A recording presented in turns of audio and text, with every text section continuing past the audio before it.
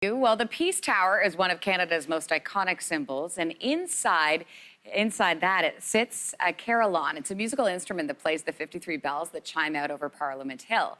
It is the official job of one woman, the Dominion Carillonneur, to play that. Now, we recently had the chance to speak with her and find out more about her role.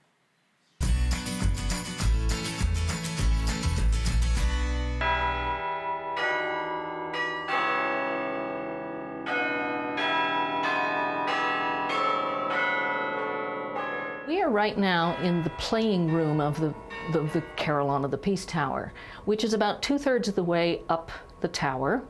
We can't see out, people can't see in, but they can certainly hear us. They can hear 53 bells.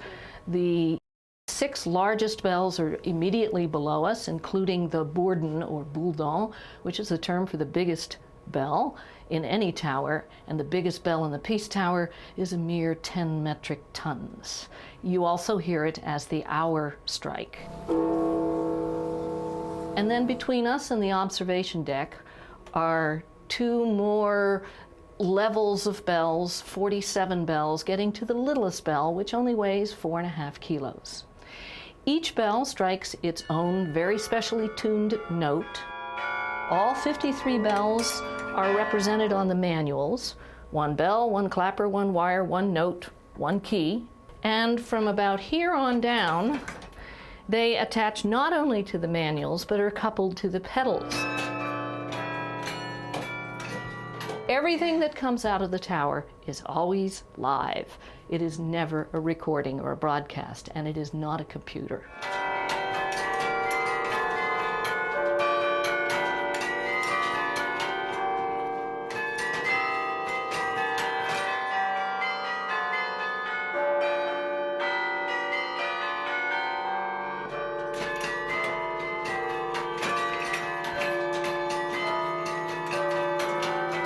I am the 5th Dominion Carillonneur, and yes, the first woman, but there are plenty of women players. This is one of the most played carillons in the world. I play over 200 recitals a year. From September through June, I play weekdays at noon for 15 or 20 minutes. Every program is different, and it's all listed a month at a time on our website. Then I play, obviously, a very special program for Canada Day. And then in July and August, the Parliament may not be here, but there are thousands of tourists, and I'm playing after the changing of the guard ceremony from 11 to 12, and I have about 10 different programs I loop through. Music's always been my passion, and it's been a balance when I was a doctor to the many things that doctors deal with. But I decided at one point that I would make that pivot. And I've told people mostly that decision came when I was on a plane on 9/11 headed to a medical conference in Boston. And my plane was safely turned around, but everybody's life changed dramatically on 9/11. And I said, okay, you never know what's going to happen next. When the time is right, I'm going to go back and devote myself to music.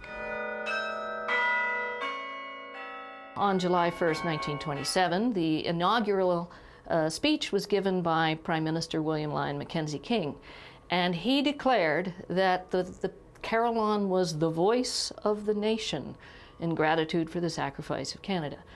Voice of the nation, no pressure, but I take that very seriously. This is an honor, a privilege, and always a challenge, and I want to give a true musical and human voice to a stone tower on Parliament Hill. In previous interviews, I've always apologized that I'm a damn Yankee. It is true. I'm born and raised in the United States. A few years back, I achieved permanent residency, but after persistence, I have just been told that I will be granted citizenship on July 1st and participate in the swearing-in ceremony on Parliament Hill. And I'm just thrilled.